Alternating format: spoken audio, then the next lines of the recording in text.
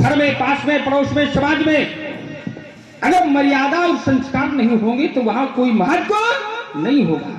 इसलिए मर्यादा जाति संसार, ये पूरा का पूरा संसार मर्यादाओं पर ही आधारित है और मर्यादाओं पर ही चल रहा है। लक्ष्मण कुमार के वचनों पर मैंने विचार किया।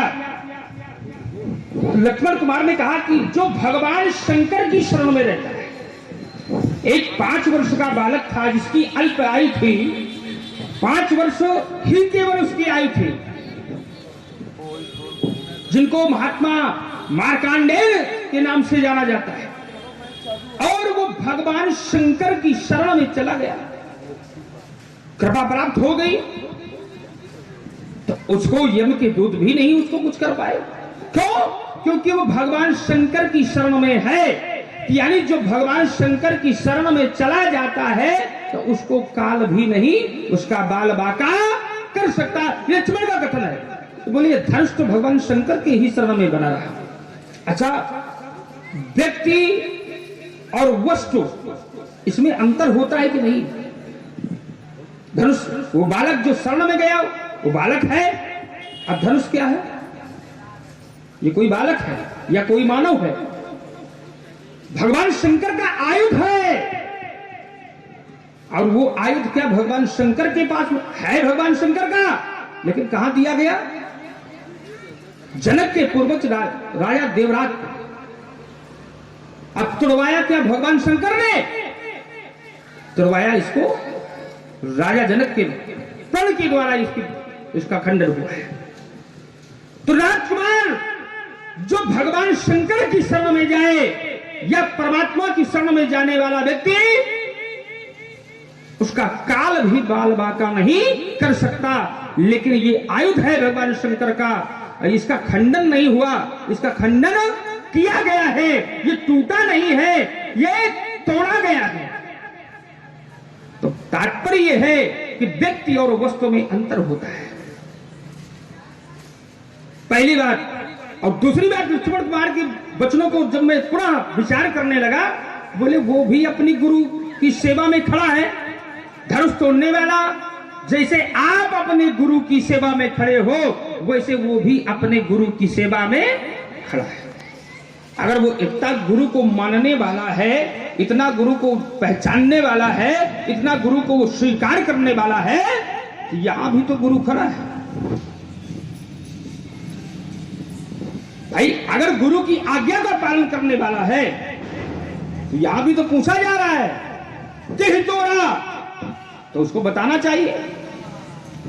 जगत गुरु ब्राह्मणा, परशुराम भी तो गुरु के स्वरूप में है, तो गुरु की आज्ञा का पालन कर लेना चाहिए। यानी एक गुरु को स्वीकार कर लो जिससे अपनी बात बनती हो, जिससे अपना काम बनता हो, अब दूसरे गुरु की बात को नकार दो, ये कहां का सिद्धांत है? बहुधनु ही तोड़ी लड़काई। लक्ष्मण कुमार ने कहा मैंने अपने जीवन काल में बहुत सी धनुइयां तोड़ डाली, तो तुमने धनु ही तोड़ी है, और ये क्या है? ये धनुष है। बहुधनु ही तोड़ी, इससे ये स्पष्ट होता है कि ये तुम्हारे लड़काई का खेल है, तुमने अपने बाल्यकाल में खेल खेल में तोड़ डाली। लेकिन राजकुमार ये धनु ही नहीं, ये धनुष है। वो धनु ही इस धनुष की बराबरी नहीं कर सकती। तुमने बहुत तोड़ा है और यहां पर एक टूटा है।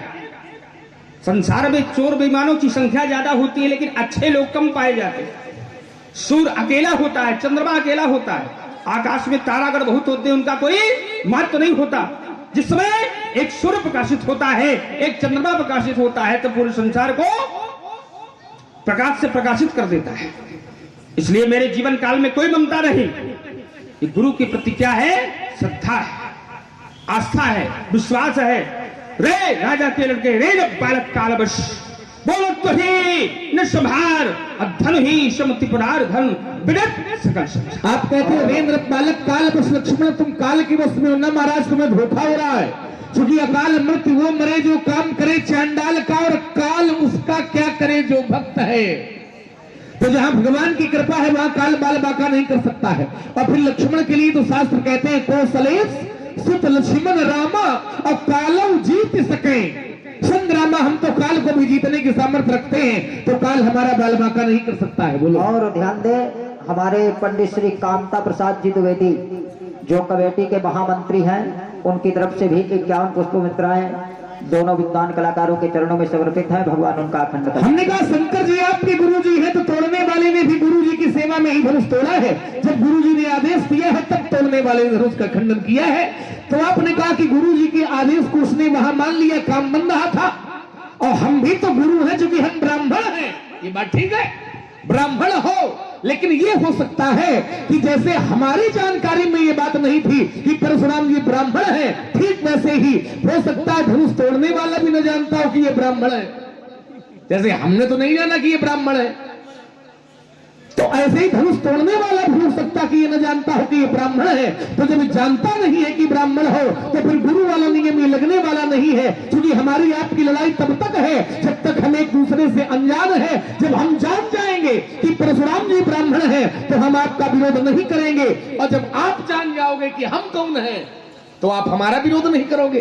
तो लड़ाई तब तक है जब तक हम एक दूसरे से अनजान हैं। और हमने जैसे ब्राह्मण नहीं जाना, तो हो सकता है धनुष तोड़ने वाले ने भी आपको ब्राह्मण न जाना हो, इसलिए आपका ये वाक्य प्रयोग यहां लगने वाला नहीं है। दूसरी बात, आपने कहा कि वस्तु और व्यक्ति, एक शब्द भी आपने दिया कि शंकर जी का ये आयुध है। तो आयुध माने क्या होता? आयुध को थोड़ा और सरल करो आप।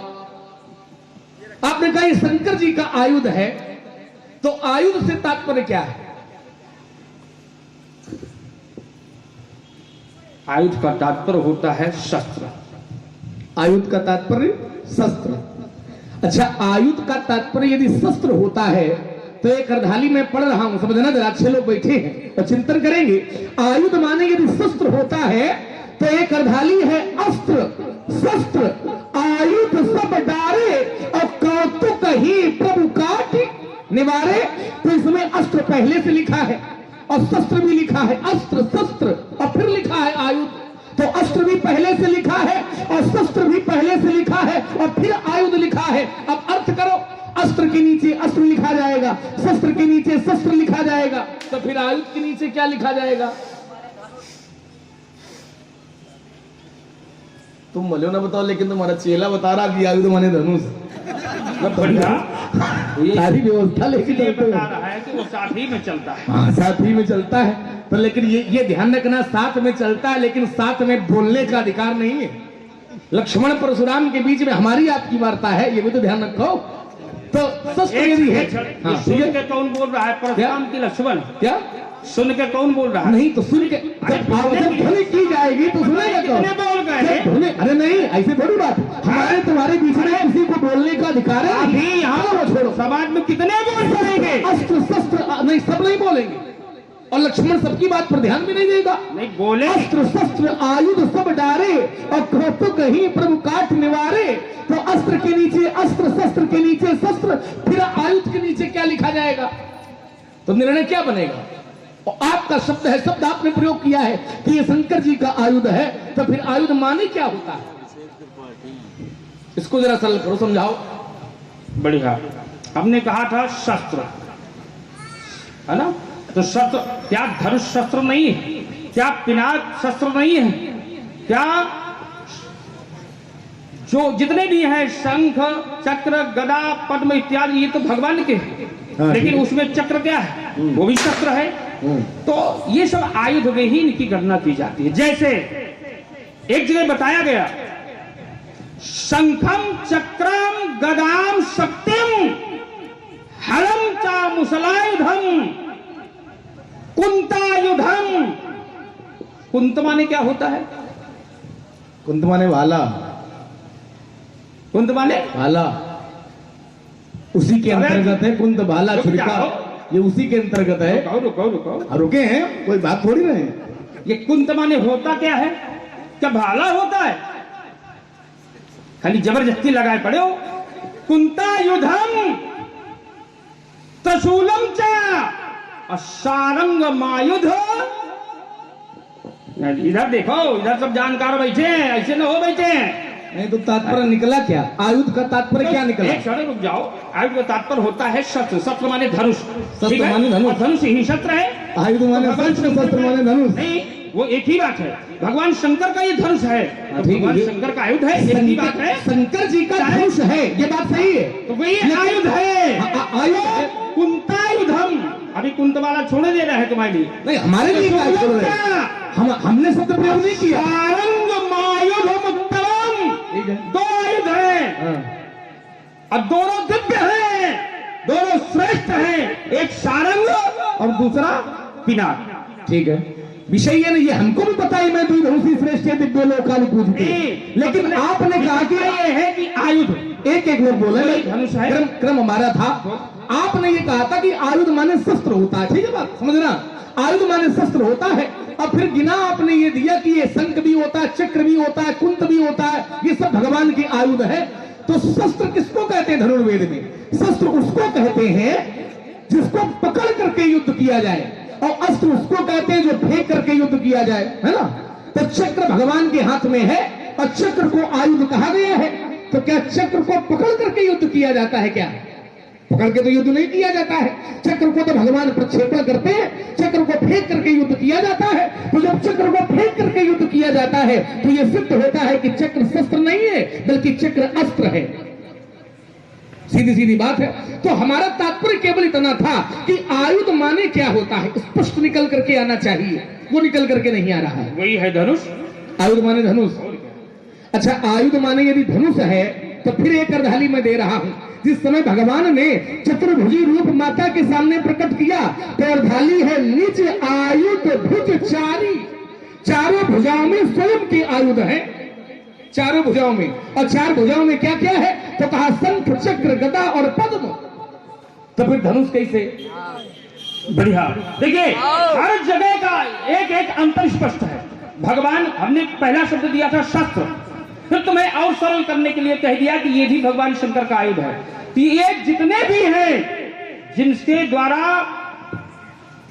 हाथ से प्रहार किया जाए या फेंक करके प्रहार किया जाए, ये सब आयुध में ही इनकी गणना होती है राजकुमार। आयुध चक्र भी है, आयुध धनुष भी है, आयुध त्रिशूल भी है, आयुध खड्ग भी है, आयुध गदा भी है। कुंतायुध क्या है? रुक जाओ। आयुध धनुष भी है, गदा भी है, चक्र भी है, भाला भी है, ये सब आयुध है। और नाखून, हमारे नाखून क्या है? चक्र आयुध है, गदा आयुध है, धनुष आयुध है, शंख आयुध है, और नाखून क्या है? तुम समझो क्या है? अच्छा, हम समझें। हमारी जानकारी में तो शंख यदि आयुध है, चक्र आयुध है, और नाखून भी आयुध है। कैसे? कैसे हम बता रहे हैं। बढ़िया। गिरि तरु नख आयुध सब पीरा, और चितवई हरि मार्ग मति धीरा। जिस समय भगवान धरती पर आए तो भगवान के साथ देवता, मनुष्य और बानर का रूप बना करके जो आए तो उनके नाखून ही आयुध हैं, है ना। और एक प्रमाण फिर मैं आपको दे रहा हूं। यदि अस्त्र शस्त्र कहोगे, आयुध माने अस्त्र शस्त्र कहोगे, तो एक राक्षस ने ये वरदान मांग लिया ब्रह्मा जी से कि न अस्त्र से मरूं, न शस्त्र से मरूं, न दिन में मरूं, न रात में मरूं। उसने मांगा न अस्त्र से मरूं, न शस्त्र से मरूं, और मारा गया। काहे से मारा गया? नाखूनों से भगवान ने मच्छस्थल विदीर्ण कर दिया। तो नाखून को आयुध कहा गया है, नाखून को आयुध कहा गया है, लेकिन नाखून की गिनती अस्त्र शस्त्र में नहीं होती है। तो फिर आयुध माने क्या है? निकाल के जाओ। तात्पर्य तुम्हारा कहने का तात्पर्य है कि नाखून को आयुध कहा गया है। हम कहते हैं आयुध माने अस्त्र और शस्त्र होते हैं, अस्त्र और शस्त्र होते हैं, ठीक है। और नाखून कभी अस्त्र और शस्त्र में नहीं आता। ये कोई आवश्यक थोड़ी है कि अगर किसी को वरदान प्राप्त है कि तुम ऐसे नहीं मर सकते हो, तो ये भगवान की प्रक्रिया है। बहुत से लोग बिना किसी अस्त्र शस्त्र के केवल हाथ से पकड़ के भी मार दिए जाते हैं, कभी कभी केवल हुंकार में मार दिया जाता है, कभी कभी केवल मुष्टि प्रयोग में ही धराशायी हो जाता है। तो ये आपने ये नहीं, तुम घुमा रहे हो बात को। शारीरिक प्रयोग है, थोड़ा गहराई में लड़ाओ। नहीं है राजकुमार, लड़ाई थोड़ी गहराई में लड़ाओ। शारीरिक प्रयोग की बात, शारीरिक प्रयोग है, अस्त्र शस्त्र प्रयोग है। अरे भाई, अस्त्र शस्त्र से वो मरेगा नहीं। जब वरदान मांग लिया उसने ब्रह्मा से कि अस्त्र से मरूं, न शस्त्र से मरूं, तो भगवान ने नाखून से मारा, और नाखून को आयुध कहा गया। लेकिन नाखून अस्त्र शस्त्र नहीं हो सकते, क्योंकि वरदान मांग लिया है उसने। तो अस्त्र शस्त्र में नाखून की गिनती नहीं है, लेकिन नाखून की गिनती आयुध में है। तो फिर आयुध माने क्या होता है? नाखून की गिनती कैसे आयुध में, ये हम जानते हैं। चौपाई हमने नहीं पढ़ी। फिर सुनो, उसको दोबारा सुनो। तीरी तीरी तरु नख आयुध सब धीरा और चितमई हरि मार्ग मति। धीरा गिरी, गिरी माने पर्वत, तरु माने वृक्ष और नख माने नाखून, ये सब आयुध के अंतर्गत है। तो समझ जाओ आयुध माने क्या, इससे भी सरल करना ऐसा पड़ेगा। नहीं है, अभी इसका और सरल करो। गिर तारू नख, ये नख तो उनके है ही है और वो उनकी विशेषताएं बताई गई। आयुध सब वीरा, यानी कि वो अपने अपने शस्त्र और शस्त्र बल से सुसज्जित है, बना ले। ये तात्पर्य है। ऐसे नहीं ये है। उल्टी सीधी बातें मैंने तो सही बताओ। दूसरी बात भी ले लो। अच्छा ये बताओ महाराज, जैसे आपने कहा कि हम भी तो ब्राह्मण हैं, तो हम आपको जानते नहीं कि आप ब्राह्मण हो। हम तो नहीं जानते कि परशुराम जी ब्राह्मण है। हमने तो मुनि जान करके आपको प्रणाम किया है। ये तो तुम्हारे भाव विश्वत को बताना चाहिए। क्या बताना? हम तो बता रहे हैं कि हम ब्राह्मण हैं, अब जान लो। अच्छा जैसे तुम बता रहे हो, हम बता रहे हैं तो जान लो। तो क्या हमारे क्या बताने से कोई जान लेता है? क्या बताने से जान लेता है? हम यदि बता दें कि तोड़ने वाला कौन है तो क्या जान लोगे? तब तो नहीं जानोगे। तुम लेकिन बताओ। कसौटी पे ठीक है, अगर तुम बता रहे हो तब तुम्हारी बात स्वीकार नहीं की जाए। क्यों? हमारी नहीं की जाएगी। लायक नहीं हो, हम लायक नहीं हाँ भाई, होगा। तात्पर्य है हमारी नहीं स्वीकार की जाएगी। भाई, जिस व्यक्ति के बोलने की पृष्ठभूमि है, अपमान से सनी हुई हो, क्या उसकी बातों को स्वीकार किया जाए? ठीक है। कदापि स्वीकार नहीं किया जाएगा। हमारी पृष्ठभूमि यदि अपमान से सनी है तो उसका कारण है। यदि हमारा उद्देश्य परशुराम का अपमान करना होता तो ये धरातल न होता कि विश्वामित्र मिले पुण्याई और तब सरोज मेले। हमने तो आपका सम्मान किया है, लेकिन अपमान कब किया है? जब अपमान करने के लायक तुमने काम किया। तुम्हारा शब्द तुम्हें लौटा ले, लायक। अपमान के लायक जब आपने काम किया, क्या किया? आपने कहा सुनो राम जय शिव धनु तोड़ा और सहस बाघ समसो रिप मोरा। धनुष तोड़ने वाले को जब आपने शत्रु कहा और धनुष तोड़ने वाला हमारा भगवान है। हमारे भगवान को यदि कोई शत्रु कहे, हमारे पिताजी को कोई बुरा भला कहे तो हम उसके पैर पकड़ेंगे, आरती तो नहीं करेंगे, सम्मान तो नहीं करेंगे। हमारे माता पिता का कोई अपमान करे, हमारे भगवान का कोई अपमान करे तो फिर व्यक्ति सम्मान नहीं करेगा बल्कि अपमान का ही धरातल बनेगा। इसलिए है सुनि मुनि बचन लखन मुस्काने और बोले परस धरे। अब हमें यहाँ पर लगता है कि अभी आचार्य की वशिष्ठ का पाठशाला का पढ़ने वाला छात्र अभी पूर्णतया से सुसज्जित नहीं है। क्यों? क्योंकि अपने से ज्येष्ठ के सामने, अपने से श्रेष्ठ के सामने और गुरु के सामने और बड़े भ्राता के सामने बोलने का अधिकार कहां से हो गया? बढ़िया, ये नहीं होना चाहिए। कैसे? क्यों? क्योंकि अगर वहां पर तुम्हारा भैया खड़ा है और वहीं पर तुम्हारे गुरु बाबा उपस्थित है तो उनके सामने क्या ऐसे शब्दों का प्रयोग करना चाहिए? कैसे? ये अधिकार तुम्हें मिला कैसे? हम बता रहे तुम्हारे घर से मिला अधिकार। कैसे अधिकार तुम्हारे घर से मिला।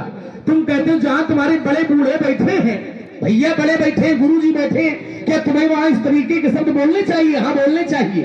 और तुम्हारे घर से प्रमाण मिला। कैसे? जिस समय, ध्यान देना जरा, जिस समय ब्रह्मा जी की सभा में राजा दक्ष ने भगवान शंकर का अपमान किया, ब्रह्म सभा हमसन तुख माना तो कहते अजऊ करे अपमाना। जब ब्रह्मा जी की सभा में राजा दक्ष ने भगवान शंकर का अपमान किया तो शंकर जी तो बैठे रहे, शंकर जी सुनते रहे, क्योंकि ससुर है, पिता तुल्य है। शंकर जी सुनते रहे, लेकिन वहीं शंकर जी के सेवक नंदी बाबा बैठे थे। तो नंदी बाबा से भगवान शंकर का विरोध सहन नहीं हुआ और नंदी बाबा उठ खड़े हुए और उठ खड़े होकर के उन्होंने दक्ष का विरोध किया कि राजा दक्ष, जिस मुख से तुम भगवान शंकर का अपमान कर रहे हो, ये मेरा श्राप है कि तुम्हारा ये मुख ही नष्ट हो जाएगा। कहने का तात्पर्य कि सेवक के सामने यदि कोई स्वामी का विरोध करेगा तो स्वामी भले ही बैठे रहे, लेकिन सेवक तत्काल उठ करके विरोध करेगा। ठीक वैसे ही धनुष तोड़ने वाला मेरा स्वामी है, हम उसके सेवक हैं और हमारे स्वामी को आप शत्रु मानोगे तो बदले में हम आपकी आरती पूजा नहीं करेंगे। बढ़िया।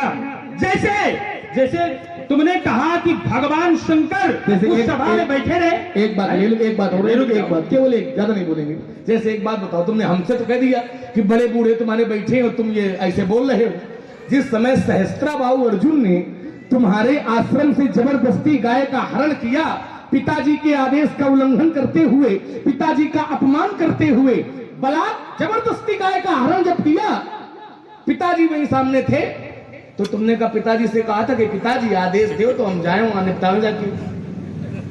जिस समय सहस्त्राबाहु अर्जुन ने आपके पिता का अपमान किया और गाय का जबरदस्ती हरण किया, तो आपने भी यही किया था। पिताजी से आदेश नहीं मांगा था, बल्कि तत्काल जाकर के सहस्त्राबाहु का विरोध किया था और सहस्त्राबाहु को मार करके आप वापस गाय को ले आए थे। ठीक वैसे ही धनुष तोड़ने वाला हमारा पिता है, हमारा स्वामी है, अब उसका यदि आप विरोध करोगे तो अभी ये दोनों बातें तुम्हारी लग नहीं रही कहीं से, केवल जबरदस्ती लग रहा है। लगाओ कहीं से नहीं लग रही।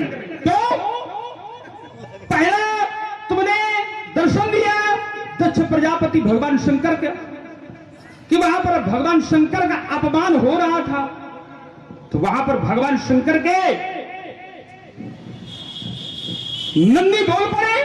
क्यों? क्योंकि वहां भगवान शंकर का अपमान हो रहा था, तो वहां नंदी का बोलना उचित था, क्योंकि भगवान शंकर ने कोई वहां अनैतिक कार्य नहीं किया था, इसलिए नंदी ने बोला।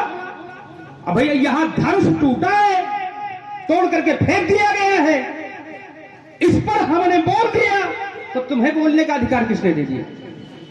भाई अगर ऐसा कार्य वहां भी हुआ हो, वहां तो अपमान भगवान शंकर का अपमान हो रहा। क्यों? भगवान शंकर की वहां पर कोई गलती नहीं थी, फिर वहां अपमान हो रहा है, तो वहां पर बोलना उचित था। और यहां पर राजकुमार भगवान शंकर के आयुध का खंडन किया गया है और उसके प्रति हमारी श्रद्धा है, तो हमारा बोलना यहां उचित है, ना कि लक्ष्मण का बोलना। अच्छा, दूसरी बात तुमने कहा पिता के आश्रम से सहस्त्राबाहु कामधेनु गौ को खोल कर ले गया, जबरदस्ती छीन ले गया, तो वहां पर भी बोलना हमारा उचित है। क्यों? क्योंकि उसने बलात् गौ का हरण किया है, बिना इच्छा के, बिना आज्ञा के उसने गौ का हरण किया, तो हमारा वो शत्रु हो गया। और यहां पर भैया क्या किया गया है? क्या वही स्थिति मिल रही है? यहां पर धनुष को तोड़ा गया है, तो तुम्हारा बोलने का अधिकार तो कहीं से बनता ही नहीं। और अगर कहीं पर अनुचित किया जाए या कहीं पर गलत होता हो या किसी की श्रद्धा का खंडन हो रहा हो, तो राजकुमार वहां पर बोलना चाहिए। जैसी तो तुम्हारी श्रद्धा धनुष के प्रति है, जैसी तुम्हारी श्रद्धा धनुष के प्रति है और भगवान शंकर के प्रति है, ठीक वैसी ही मेरी श्रद्धा तोड़ने वाले के लिए है। और तोड़ने वाले को आपने शत्रु कहा है, कहा कि नहीं कहा? सो बिलगाल बिहाई समाजा और न तुम्हारी जई है सब राजा। तोड़ने वाले को आपने शत्रु कहा। जैसे शंकर जी आपके भगवान हैं, ऐसे ही तोड़ने वाला हमारा भगवान है। जैसे आप अपनी श्रद्धा के लिए खड़े हो, तो तोड़ने वाला हमारा भगवान है, हम अपनी श्रद्धा के लिए खड़े हैं। और यदि ये कह रहे हो कि लक्ष्मण तुम्हारा बोलना उचित नहीं है, तो यही सूत्र भी तुम एक वाक्य ले लो, ज्यादा नहीं बोलेंगे, एक वाक्य। तुम हमसे तो ये कह रहे हो कि तुम्हारा लक्ष्मण बोलना उचित नहीं है यहाँ पर, और यही सूत्र दिन तुम पर लगा दे कि धनुष भगवान शंकर का तोड़ा गया है, तो शंकर जी नहीं बोल रहे, माता पार्वती नहीं बोल रही है, पुत्र गणेश नहीं बोल रहे हैं, तो फिर तुम्हारा बोलने का क्या औचित्य है? बढ़िया। देखिए लक्ष्मण कुमार का कथन यह है कि जैसे आप अपने गुरु की श्रद्धा के प्रति खड़े हो, वैसे मैं भी खड़ा हूं। अच्छा, यानी जिसके द्वारा धनुष तोड़ा गया उसके प्रति तुम्हारी श्रद्धा है, बड़ी अच्छी बात है, तुम्हारा विश्वास है, बहुत अच्छा है। तो अगर उसको हमने कह दिया कि सहस बाहु समशो रिपु मोरा, तो इसका मतलब तुम्हारी श्रद्धा का खंडन हो गया। तो तुम अपमान करने लगे, तुम अपमान करने लगे। वैसी ही श्रद्धा उस धनुष के प्रति हमारी है राजकुमार, वैसा ही विश्वास उस धनुष के प्रति हमारी है, उस वैसी ही आस्था उस धनुष के प्रति हमारी है। तो क्या तात्पर्य है कि अगर तुम्हारी श्रद्धा का चोट हो रहा है, तुम अपमान करने लगे, अगर हमारी श्रद्धा का पर चोट हो रहा है, तो क्या हमें उसकी आरती उतारनी चाहिए क्या? भाई अगर ऐसा हो रहा है तो क्या हमें उसकी आरती उतारनी चाहिए? राजकुमार विशेषतया यही है तात्पर्य कि अगर धनुष तोड़ करके उसने श्रद्धा पर चोट किया है, तो वहां पर हमें बोलना चाहिए। अच्छा, धनुष तोड़ने वाले ने धनुष तोड़ दिया तो आपकी श्रद्धा पर चोट हुई, है ना? ये तो कहना चाह रहे हो। धनुष तोड़ने वाले ने धनुष तोड़ दिया तो आपकी श्रद्धा पर चोट हुई, तो श्रद्धा धनुष से थी कि भगवान शंकर से थी आपको? बढ़िया। अच्छा, पूछा रहे हो? हाँ, और क्या कर रहे हैं, पूछने के लिए खड़े। श्रद्धा धनुष से थी, ये भगवान शंकर से थी। ये बात तुमको और पहले पूछ लेना चाहिए। अब वही बता दो भाई, जब जाते सभी सवेरा। तात्पर्य है धनुष तोड़ने वाले ने आपकी श्रद्धा पर चोट की। श्रद्धा हमारी धनुष के प्रति है। श्रद्धा धनुष के प्रति है, बहुत बढ़िया बात। अब जब धनुष के प्रति आपको श्रद्धा है, समझना जरा, तो राजा जनक ने कोई चुपचाप तो धनुष तोड़वाया नहीं है। दीप दीप के भूपति नाना आए सुन जो हम प्रण थाना। दीप दीप के राजा चले आए, काहे के लिए? तोड़ने के लिए। देव धनुष धरि मनुष शरीरा और विपुल वीर आए र धीरा। दीप दीप के राजा चले आए, देव धनुष चले आए तोड़ने के लिए। और तुम्हें श्रद्धा थी तो तुम बचाने चले आते, तो तब तो आए नहीं हो। आए तब हो जब धनुष से टूट गया है। तो नियम कहता है तब पछताए होत क्या जब चिड़िया चुग गई। का बरसा जब कृषि सुखाने और समय चुके पुनिका पछताने। तो श्रद्धा थी तो अब श्रद्धा की याद आ रही, अभी तक काम नहीं रहे। ये तो वही बात हुई, ये तो वही बात हुई कि जब तक पिताजी जीवित रहे, जब तक पिताजी जीवित रहे। अरे नहीं, वो श्रोता के रूप में समय है। कभी कभी बोलने से ज्यादा सुनने में आनंद है। अगर आप आ जाएंगे बस आप ही की कमियां है, बस बहुत समय से कमी चल रही है। नहीं गया वो गया नहीं तो हम तो जानते हैं कि वो भले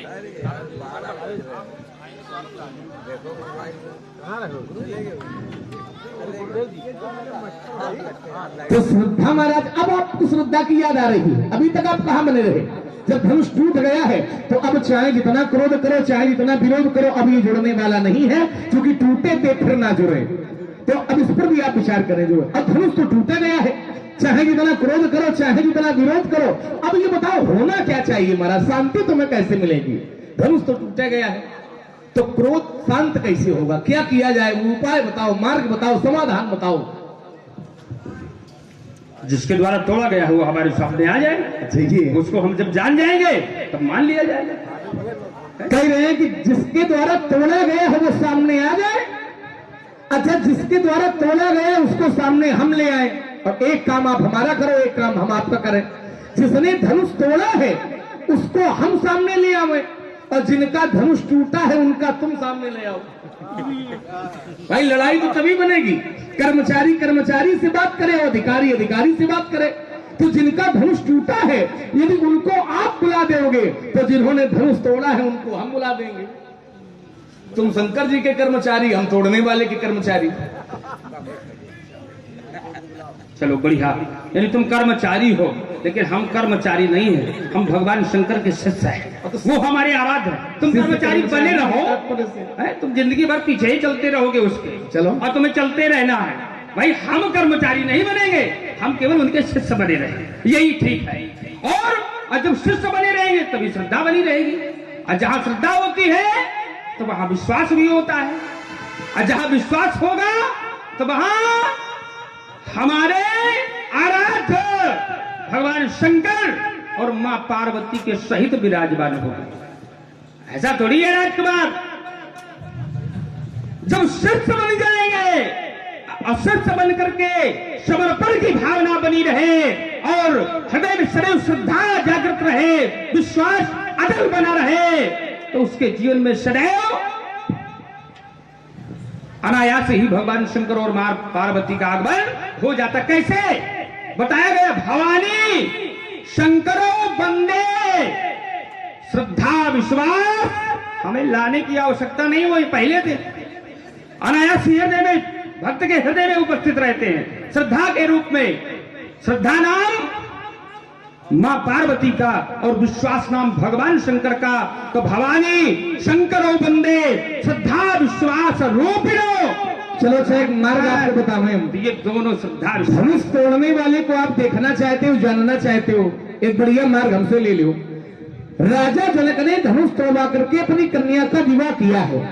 रहा विवाह चाप आधीना। जनक ने प्रतिज्ञा की थी कि जो धनुष तोड़ेगा उसके साथ हम सीता का विवाह करेंगे। सोई पुराण को दंड कठोरा और राज समाज आज जुई तोड़ा, तो त्रिभुवन जय समेत वैदेही और विनय विचार।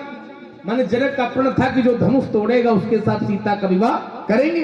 और जैसे ही धनुष टूटा तो सीता ने धनुष तोड़ने वाले के गले में जयमाला पहना दी। कावई छवि अवलोक सहेली और सिय जयमाल अमुख उर। सीता ने गले में जयमाल पहनाई। और हमारे यहाँ की संस्कृति भी है कि जिस समय विवाह होता है तो कन्या वर के गले में जयमाला पहनाती है। लेकिन देखिए, माला तो हमारे गले में भी है, लेकिन जो सीता ने जयमाल पहनाई है वो माला अलग है, वो विशेष है। और ये होता भी है, बारात में माला तो बहुत लोगों के गले में डाली जाती है। बारात में, अब इनका तो हुआ नहीं, दुखा जाना ही बात है। बारात में माला तो बहुत लोगों के गले में डाली जाती है, लेकिन जो माला वर की होती है तो वर की माला कुछ अलग होती है। होती कि नहीं होती? और सीता की जो माला पहनाई है वो माला अलग है। कर सरोज जयमाल सुहाई और विश्व विजय शोभा जय छाई। सीता ने जो माला पहनाई है वो विश्व विजय की शोभा से निहित है। तो भगवान ने नेत्र दिए, महाराज देखो कि विशेष माला किसके गले में पड़ी है। जिसके गले में माला पड़ी है तो जान लो कि धनुष तोड़ने वाला यही है। इसके लिए मार काट करने की कोई आवश्यकता नहीं, अपने आप जान लोगे। फरसा का प्रयोग कर रहे, हाथों का प्रयोग और नेत्रों का भी तो प्रयोग करो कि माला किसके गले में है। जिसके गले में आपको माला दिखाई पड़ जाए विशेष, तो जान लो धनुष तोड़ने वाला यही है। इसके लिए धरती पलटने, राजाओं को मारने की कोई आवश्यकता नहीं है।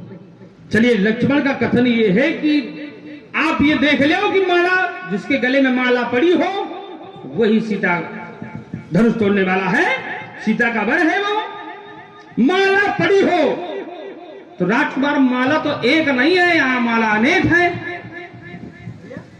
भाई। अगर एक माला हो, यहां माला अनेक है, यहां तक कि वर्षा भी होने लगी पुष्प और मालाओं की।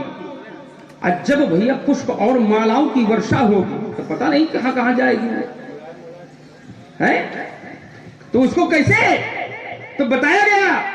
अब व्यास जी विराजमान हो गए, तो का बरसा ही सुमान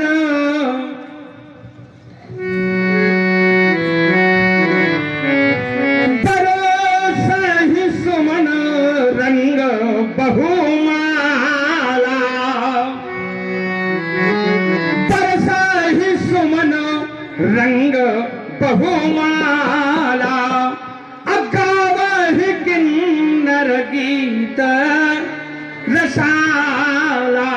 राजकुमार, यहाँ बहुत मालाएं हैं, और जहां बहुत मालाएं हो तो ऐसे माला से नहीं, ये कोई आवश्यकता नहीं कि खाली माला से ही पहचान कर लिया जाए।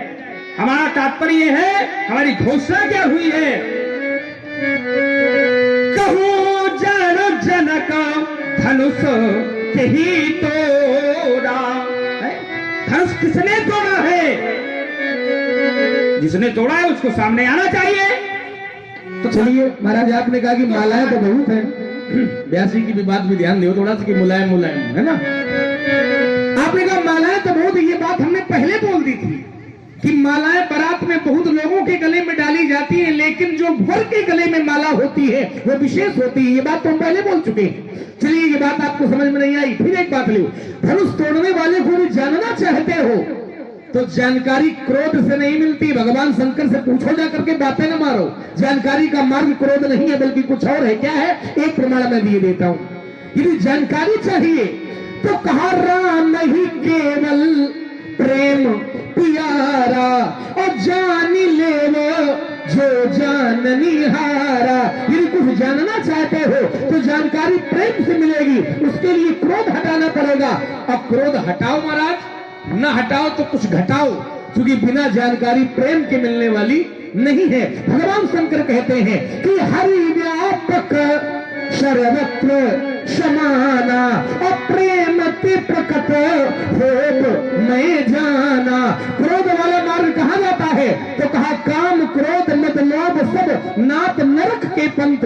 तो जानकारी यदि करनी है तो क्रोध हटाओ और प्रेम। चलिए, लक्ष्मण कुमार ने कहा कि राम ही केवल प्रेम प्यारा। कहते उसको प्रेम प्यारा है तो प्रेम से जान लो, तो प्रेम से तो भगवान मिल जाते, तो कहा मैं भगवान को ढूंढने आया हूं क्या? प्रेम से तो परमात्मा प्राप्त होता है। राजकुमार यहाँ क्या है? कहूँ जानो जनक धनुष के ही तोरा। मैं यहाँ परमात्मा की खोज करने थोड़ी आया हूँ, मैं ये जानकारी करने आया हूँ किसके द्वारा तोड़ा गया। राजकुमार अब तुम कहते हो क्रोध, कभी कभी क्रोध भी आवश्यक है और क्रोध करने से कार्य की पूर्ति भी होती है, ऐसा नहीं है। अगर किसी ने अनैतिक किया तो वहां पर अगर क्रोध किया जाए तो वो समस्या का हल भी हो जाता है, समस्या का समाधान निकलता है। ऐसा थोड़ी है कि क्रोध करने से अनैतिक होता है। तुमने बताया कि क्रोध करने से ये आपका मार्ग अनुचित है। काम क्रोध मद लोभ सब नाथ नरक के पंथो, ये नरक के मार्ग है। राजकुमार ये नरक के मार्ग तब होते हैं जब व्यक्ति की इन सब के वशीभूत हो जाता है, काम के, क्रोध के, लोभ के और अहंकार के, तब वो नरकगामी मार्ग में जाता है। लेकिन ये साधारण जनमानस के लिए है, जीव के लिए है। इसलिए जो हमारे जीवन में क्रोध होगा तो वो क्रोध कहीं न कहीं से कल्याणकारी होता है, मार्गदर्शक होता है, वो अकल्याणकारी नहीं होता, वो नरकगामी नहीं होता। राजकुमार चलिए महाराज, बढ़िया चिंतन आपने दिया कि हम भगवान को नहीं जानना चाहते, हम तो तोड़ने वाले को जानना चाहते हैं। हम कहीं संसार में कुछ भी जानना चाहो, किसी को भी जानना चाहो, जैसे हम मार्ग भटक जाएं, भगवान को न जानो छोड़ो, हम मार्ग भटक जाएं, किसी से प्रेम से पूछे कि भैया मार्ग बता दो कहां जाता है ये, तो तुरंत बता देगा कि भैया इस ओर मार्ग जाता है। और क्रोध से पूछे कि ये मार्ग बताओ, ये तो मार्ग बाद में बतावेगा, व्यवस्था पहले तुम्हारी कर देगा। भगवान को भले ही न जानना हो, लेकिन संसार का नियम है, प्रेम हमें करना पड़ेगा। यदि कुछ हमें जानकारी चाहिए और क्रोध आपने लगाया नियम, तो क्रोध से जानकारी नहीं मिली। राजा जनक ये भली भांति जानते हैं कि धनुष किसने तोड़ा है, लेकिन आपने क्रोध में पूछा कैसे, तो कहा अति रिस बोले बचन कठोरा और कहूँ जल जनक धनुष के ही तोड़ा। अति रिस, कभी कभी ऐसा होता है कि विद्यार्थी को उत्तर आता है, लेकिन गुरु जी यदि ज्यादा क्रोध में पूछेंगे तो डर के कारण विद्यार्थी उत्तर नहीं दे पाता है। इसलिए मैं आपसे कह रहा हूं कि क्रोध हटाओ और प्रेम लाओ, क्योंकि जानकारी प्रेम से मिलेगी। अभी जग में सब रहित विरागी और प्रेम ते प्रभु। आप यहाँ कह सकते हो कि तोड़ने वाले को हम जानना चाहते हैं, प्रभु को नहीं। हाँ, आप लेकिन ये कह देंगे कि हम तोड़ने वाले को जानना चाहते हैं, प्रभु को नहीं, तो इस बात का उत्तर हम कर दें कि धनुष तोड़ने वाला प्रभु ही है। जिसने धनुष तोड़ा है वो प्रभु है। कैसे, तो कहा प्रभु दऊ चापे खंड महिदारे और देख लोग सब भय सुखारे। धनुष तोड़ने वाला प्रभु है। अब प्रभु को जानने के लिए उसकी कृपा की आवश्यकता है, क्रोध की आवश्यकता है। लक्ष्मण बोलो। और ध्यान दें, हमारे श्री श्रीकांत जायसवाल जी जो रामलीला कमेटी के उपाध्यक्ष हैं, उनकी तरफ से परशुराम जी, लखनलाल जी और व्यास जी, व्यासपीठ सहित तो 101 पुष्प मुद्राएं अर्पित हुई। भगवान उनका अखंड कल्याण करे। धनुष तोड़ने वाला महाराज प्रभु है और प्रभु को उसकी कृपा से जाना जा सकता है, क्रोध से नहीं जाना जा सकता। एक प्रमाण ले लो, उसके बाद मैं रुक जाता हूँ। धनुष तोड़ने वाला है प्रभु, और प्रभु को कैसे जानोगे, तो कहा राम कृपा बिनु सुन खगेराई और जानी न जाय राम प्रभुताई। बिना भगवान की कृपा के नहीं जाना जा सकता है, और कृपा क्रोध से नहीं मिलती है, कृपा प्रेम से मिलती है। चलिए बढ़िया। लक्ष्मण कुमार ने कहा कि धनुष तोड़ने वाला प्रभु है। अच्छा, ये लक्ष्मण कह रहा है प्रभु है, लेकिन मैं उसको प्रभु थोड़ी स्वीकार कर लूंगा। तो तुम्हारी बात को थोड़ी मैं स्वीकार कर लूंगा। और तुमने दर्शन दिया कि प्रभु तो चाप खंड मही डारे, अब देखी लोग सब भय सुखारे। सब देख करके प्रसन्न हो गए। अच्छा, जितने यहाँ पर सुखारे हुए हैं वो क्या देखते हैं, उसको प्रभु के रूप में देखते हैं। तोड़ने वाले को वो प्रभु के रूप में देखते हैं, और जब प्रभु के रूप में कोई देखता है तो वो अपने प्रभु में दोष दर्शन नहीं करता। कभी कहा गया कि ऐसे हो प्रभु सब भगत तुम्हारे, हुई है टूटत धनुष सुखारे। ये सब क्या है? भक्त हैं। जो प्रभु के भक्त होते हैं तो प्रभु के कार्यों को वो दोष के रूप में अवलोकन नहीं करते, प्रभु के कृत्यों को वो दोष के रूप में कदापि नहीं देखते। राजकुमार, अब तुम्हारे पिता की सौगंध, परशुराम ने उसको प्रभु नहीं देखा, प्रभु नहीं माना है। क्यों? अगर प्रभु है तो मैं अपने उसकी परीक्षा की कसौटी में कसकर देखूंगा क्या वो प्रभु है, और अगर मेरे परीक्षा की कसौटी में वो खड़े उतर जाएगा तो मैं प्रभु स्वीकार कर लूंगा। क्यों? एक बार ऐसा हुआ, एक बार नर नारायण से प्रहलाद का युद्ध होता रहा और हजारों वर्ष तक युद्ध चलता रहा। यद्यपि प्रहलाद को ये जानकारी नहीं थी कि मैं जिनसे युद्ध करता हूं वो स्वयं नर नहीं, वो नारायण है, वो साक्षात परमात्मा है। और युद्ध चलता रहा। फिर होता क्या है कि प्रजापति ब्रह्मा वहां पर आए और उन्होंने बताया कि प्रहलाद तुम जिनसे युद्ध कर रहे हो वो साक्षात परमात्मा है। तो ब्रह्मा की बातों को सत्य जान करके प्रहलाद ने शस्त्र डाल दिया। बोला रुक जाओ, न तो तुम ब्रह्मा हो न तुम ब्रह्मा जैसे हो, तुम तुम्हारी बात मान ले, हमारी न मानो, इसलिए हम तुम्हारी बात को इनका उत्तर इन्हीं पर देखो लगा रहे हैं और किनारा करोगे बहुत जल्दी। तुमने कहा कि जिस समय प्रहलाद का युद्ध ब्रह्म नारायण से हुआ तो ब्रह्मा जी आए, ब्रह्मा जी ने बताया कि ये नारायण इनसे युद्ध न करो। ब्रह्मा जी ने बताया तो उन्होंने मान लिया, हमारी न मानो, लक्ष्मण की न मानो, लक्ष्मण प्रभु का है न मानो। अब तुम्हें हम ब्रह्मा जी का उत्तर दे रहे हैं। और ध्यान दें, हमारे श्री विनोद कुमार मिश्रा जी, उनकी तरफ से व्यासपीठ और दोनों विद्वान कलाकारों के लिए 101 पुष्प मुद्राएं समर्पित हुई। भगवान उनका अखंड। भाई धनुष तोड़ने वाले को लक्ष्मण प्रभु का है न मानो, ब्रह्मा जी को आपने ला करके खड़ा किया है और मैं ब्रह्मा जी का उत्तर कर रहा हूँ कि धनुष तोड़ने वाले को ब्रह्मा भी प्रभु मानना है। कैसे? तो कहा ब्रह्मादिक, पहला शब्द ब्रह्मा, ब्रह्मादिक सुर सिद्ध मुनीसा अप्रभु ही प्रशंसा ही देहि असीसा। धनुष तोड़ने वाले की ब्रह्मा जी प्रशंसा कर रहे हैं और प्रभु ही सत्य है, प्रभु ही प्रभु की प्रशंसा कर रहे हैं। तो और चलिए ब्रह्मा जी, व्यासी महाराज, ब्रह्मा जी के पुत्र है भृगु बाबा, ब्रह्मा जी के पुत्र है भृगु बाबा। अब भृगु बाबा इनके बाबा हैं, समझो। परशुराम जी के बाबा ऋषिक के पिता भृगु, माने परशुराम जी के पितामह बाबा भृगु है। अब भृगु के पिता है ब्रह्मा, तो जिसके पैर बाबा छुए तो का नाती तात हो गएगा। जिसके पैर बाबा छू रहा है तो बाबा ने जिसको समर्पित कर दिया अपना तन मन धन, बाबा जिसके पैर छू रहा है तो नाती को उसकी उत्तर पुस्तिका जांचने का कोई अधिकार नहीं। जब ब्रह्मा जी ने धनुष तोड़ने वाले को प्रभु मान लिया है तो फिर आपका ये तर्क चला जाएगा कि हम अपनी कसौटी में कसेंगे। तो जब ब्रह्मा जी उसको अपनी कसौटी में कस चुके हैं, बाबा उसको मान चुके हैं, तो फिर नाती को तो पहले मान लेना चाहिए। और तुमने प्रहलाद वाले प्रसंग में ब्रह्मा जी को लाके खड़ा किया है, तो ब्रह्मा तोड़ने वाले को प्रभु मान रहे हैं, तो तुम शत्रु क्यों मान रहे हो? मैं अपनी बात रोकता हूँ। और कह लो, और क्या कह लो? उसी जगह बोल के लाए हो ब्रह्मा जी, ब्रह्मा जी मानते हम कुछ आर पार वाला खेल ज्यादा। ब्रह्मादिक सुर सिद्ध मुनीसा अप्रभु ही प्रशंसा ही देहि असीसा। ये कौन कर रहा है? भगवान ब्रह्मा, भगवान शंकर, भगवान ये सब प्रशंसा कर रहे हैं। अच्छा, मैं जिस समय आया हूं ना तो मुझे कोई ब्रह्मा दिखाई पड़े, ना कोई विष्णु मिले, ना कोई शंकर मिले, कोई नहीं मिला। घर भर देख विकल्प नारी है, क्या बात है? मिलने वहीं पर है। यहाँ पर हुआ क्या? जिस समय मैं आया न मुझे ब्रह्मा मिले न शंकर मिले, कोई नहीं मिला। हो क्या रहा था?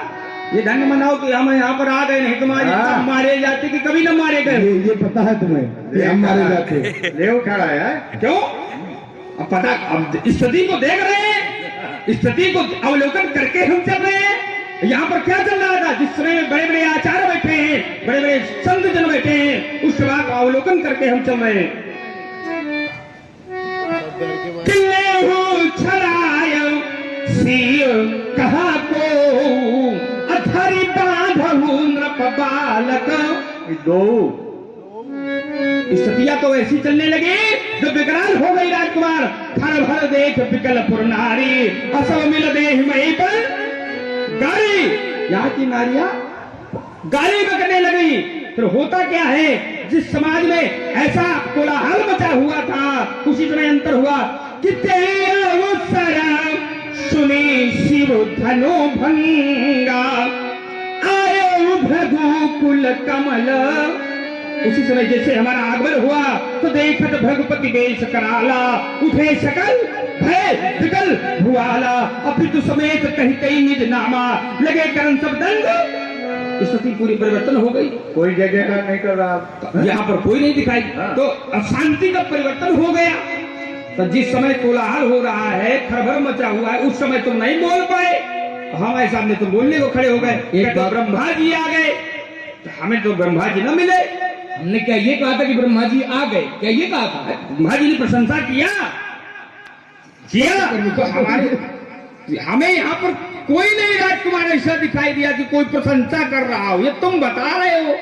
अच्छा, क्या दिखाई पड़े तभी माना जाएगा क्या? जैसे जैसे जैसे हमने ये धनुष शंकर जी का था जो टूटा है, और हम बदले में कह दे कि हमें तो यहाँ शंकर जी नहीं दिखाई पड़े, शंकर जी तो नहीं दिखाई पड़े, लेकिन फिर भी माना जाएगा कि शंकर जी का ये धनुष था, क्योंकि शास्त्रों में प्रमाण है और प्रमाणित बात को मानना पड़ेगा। ठीक वैसे ही ब्रह्मा जी अब नहीं है, हर कार्य समय पर होता है। जिस समय धनुष टूटा तो धनुष तोड़ने वाले की ब्रह्मा जी ने प्रशंसा की, तब तो लिखा गया प्रभु चाप खंड महिदारे देख लोग सब भय सुखारे और ब्रह्मादिक सुरशुद्ध मुनि सा प्रभु प्रशंसा।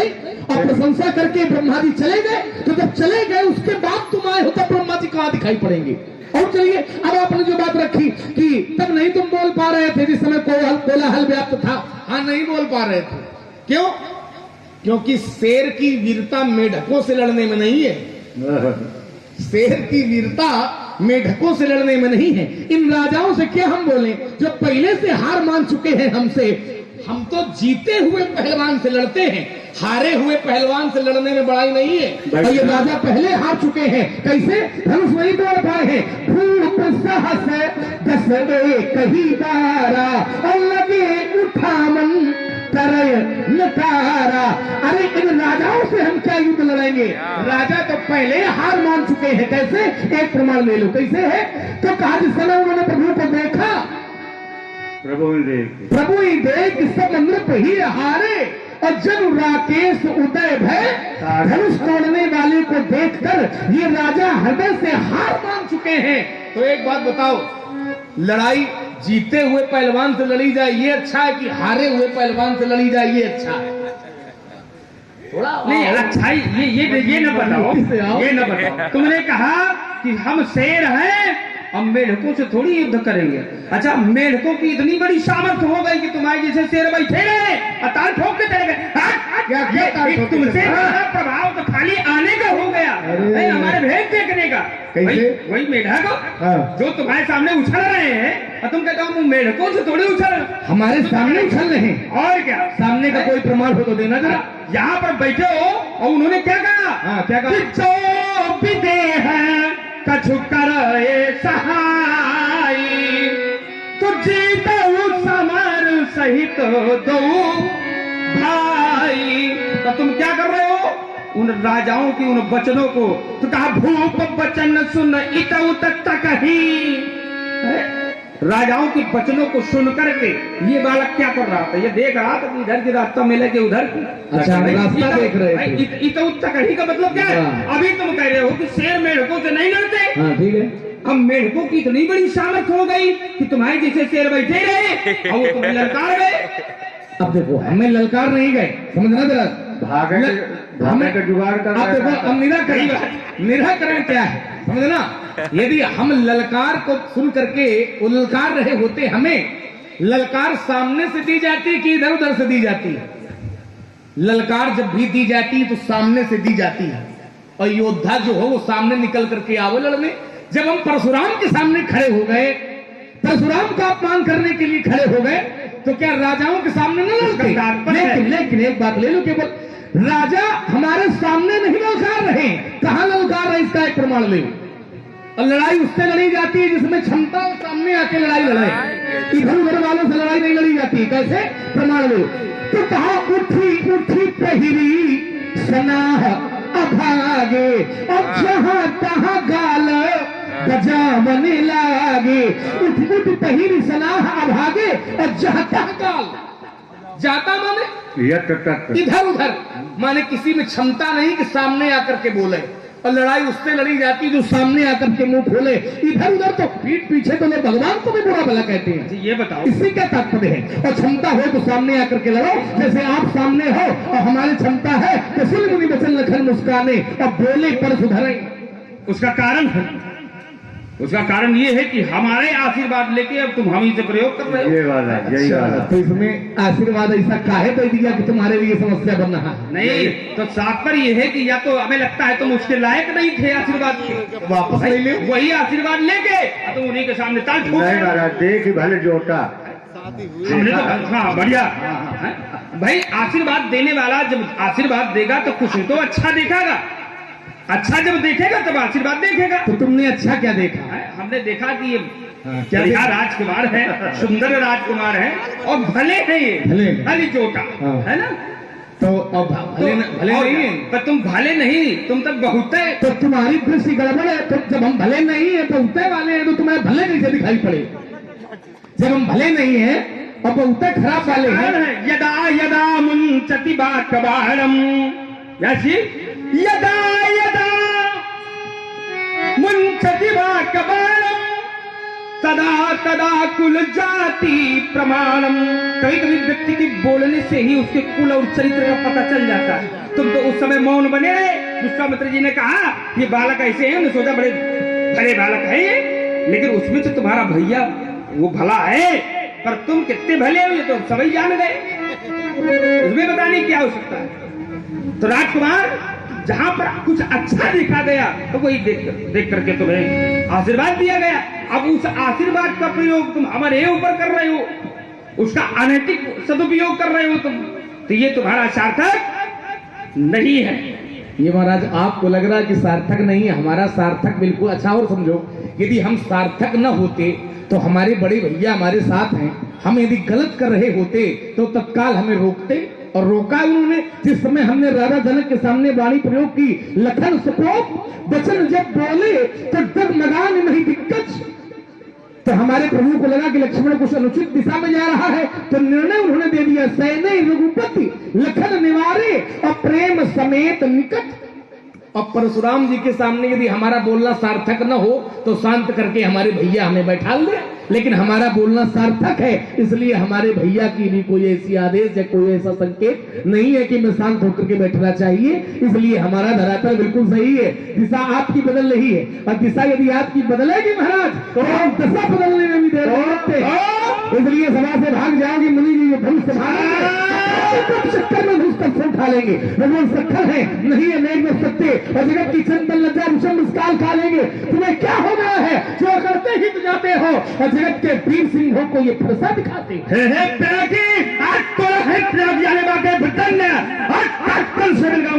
धान के कठोर को छोड़ने दया करो, अन्न पानी को ठान लाऊंगा जो निबंस आज तक तो खुश आए करे, काट के कुठार रक्त घोर में मिलाऊंगा।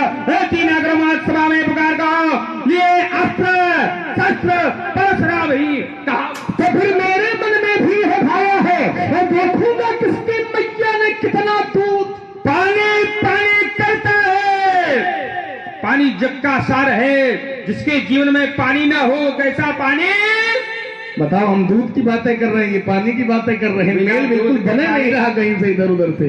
इसलिए मेरे लड़ने तुमने लड़ने को सोचा है तो मेरे भी मन भाया है। यही वाला लगाओ, चलो दूध हो जाए तो पता चल जाए कि करो तो। हाँ, क्या क्या दो करना चाहते बताओ, जो कर लो। मेरे मन में भी हटखानी है, आवाज पता चल जाएगा किस दूध में कितना नहीं, तुम्हारे दूध में तो पानी पानी आ भरा है। कैसे? पानी भरा है इसलिए। कैसे ना पूछो नहीं, कैसे? इसलिए उल्टी सी। ये है व्यास जी, एक साथ इनका जन्म हुआ। हाँ ये वाला, ये वाला एक साथ जन्म हुआ और पूरी बाल्यकाल काहे में निकल गई? तो कहा जन्मे एक संग सब भाई, खेलत शयन के ऐसे चौपाई है जैसे पढ़ रहे हो भोजन। अरे वही बात है, वही बात, चलो वही बात से भोजन काम भी कर रहे हो, कराओ। तो भी खेल खेल कर ठीक रहे है, हो, ठीक है। दौड़ के कर रहे हो, सब सही महाराज। तो तुम्हारा जो बाल्यकाल है वो केवल ऐसे निकल गया। और हमारे यहाँ क्या हुआ, और विशेषता एक और है, यहाँ मैया है 3 भैया 4। बंटवारे ना वही पावा का है। मैया 3 भैया 4। तो दूध का पूर्णतया से पीने को मिला नहीं। इधर मैया भी एक और लल्ला भी एक। इधर है मैया 1 भैया 5। तो और हम लोगों में 4-4 5-5 वर्ष का अंतर भी रहा जन्म में, तो हम लोगों ने पेट भर के पिया है, तो दिख भी रहे हैं। अब तुम वैसे पियो तो समझ में आ रहा है कि पानी वाला मिला है। अच्छा, ये पानी वाला हमारा हो गया क्योंकि हम अपनी माता के 2 पुत्र हैं, है ना, तो पर्याप्त दूध नहीं मिला, ये बात ठीक है। हम अपनी माता के 2 पुत्र हैं व्यास जी, लेकिन हमारा क्रम प्रथम है, प्रथम, और छोटा शत्रुघ्न दूसरे क्रम पर, लेकिन तुम अपनी माता जी के 5वें क्रम पर हो। समझ जाओ कि प्रथम में ज्यादा दूध होएगा कि 5वें में ज्यादा। हमसे ही सब बातें प्रथम पहले शोभा नहीं देती, इसलिए वो सब चर्चा न करो। हमें पता है कितनी गहराई, कितना दूध पिया, कितना आपने पानी पिया है, ये सब बातें न बताओ। नीत पथ पर यदि चलोगे तो तुम्हें हम छोड़ देंगे, और लिया यदि अनीति का सहारा तो आज नस तुम्हारी। आदि पीछे वाले कह रहे हैं, तो क्या करोगे? अच्छा, तोड़ दोगे। अच्छा, अब यही पूछा जाए लक्ष्मण, क्या नस कभी टूटती है? तुम्हारी तपस्या करे करे सब अकड़ गए। रुको जाओ, नस कभी टूटती है कि नस काटी जाती है? नस कभी टूटती नहीं है क्योंकि वो लचकदार होती है। अच्छा, हम भी ऐसे करेंगे, जन्मे एक संग सब भाई, तो जब एक साथ सब जन्मे तो फिर छोटा बड़ा कैसे जाना गया? क्यों भाई, चौपाई तो तुमने बहुत जल्दी पढ़ दी। जन्मे एक संग सब भाई एक साथ जन्म लिया, तो फिर छोटा बड़ा कैसे किया गया? या तुम अपने बाप से पूछो, गुरु बाबा से पूछो, हमसे हमसे क्या पूछ रहे हो? ठीक है, ऐसे काम दिला महाराज, तुम्हारी तो गणना नहीं, तुम हो राख की ढेरी, शास्त्र अब पैर हमारे झोली में, अब तुम्हारे जैसन के वीर बबुआ जाते हैं रोज। परशुराम तुम्हारी तो गणना नहीं, तुम हो राख की ढेरी, और तुम्हें चित्त करीबे में हमका लगी है कितनी देरी। वो तो व्यास जी बैठे ना, अब तक चित्त हो गए होते। अब फरसा दोनों हाथ से पकड़ो, देखे क्या करोगे। दोनों कैसे दो कुठार बबुआ क्यों बनाते इतना बहाना, और हमसे टकराना खेल नहीं। लोहे के चना ये तुम नई बना रहे हो इस समय, है ना? इसलिए भी बोल दे, इसलिए दोनों कर से गौ कुठार, फिर सत्य लगा कर वार करो, फिर तुम चलो मेरा संहार करो। यदि मैया के हो दूध पिए तो बना देर लगाना, तुम शीश काट हम भैयों का, उनको जाकर पहनाना तुम। यदि क्रोध बड़ा प्रलयंकारी खरा तुम्हारा पानी है, नहीं धिक्कार तुम्हें है परशुराम ये पाई तक जवानी। हे पिनाके चोर वंश में प्रसिद्ध था सहस्त्राराव, जिसका जहां में दूसरा न दौड़ा था, काटा था कठिन कुठार की धार सो, यद्यपि न उसके पास सैन्य बल थोड़ा था, मोड़ा था खड़ानन का आनंद अमी ने, युद्ध में गणपति का दंत मैंने तोड़ा था। लक्ष्मण में वही हूं परशुराम, जिसमें क्षत्रिय वंश में एक छत्री भी न छोड़ा। क्षमा चमचमकती है पर कंचा जमीन करो में तो बड़े बड़े तीरों का कलेजा हिल जाता है। रक्त का प्यासा जहर का बुझा हुआ बाण सम्रांगण में शत्रुओं के सूरत की क्षमता बहाता है। मेरी ही हुंकार से फटते हैं पहाड़, चतुर दिशाओं में अंधकार छा जाता है। और युद्ध की बातें बाबा तुम्हें कहां तक बतावें, हम तो लाशों पर लाशों के खर्चे लगाते। अभी बताता, अभी जलाता, फिर नहीं समझाऊंगा। लगन लाल तुम लड़का हो, यही ध्यान दिलाऊंगा, बन जाऊंगा काल तुम्हारा। रोक फिर धारूंगा इस मिथिलापुर की धरती में आज मैं पटक पटक। हमारा जीवन दर्शन एक विधा, एक शैली है, उसको समझो। यही वाला। हमारा जो पंथ है वो सामान्य नहीं, वो कठिन है। मैं कठिन पंथ का पथिक लड़ा,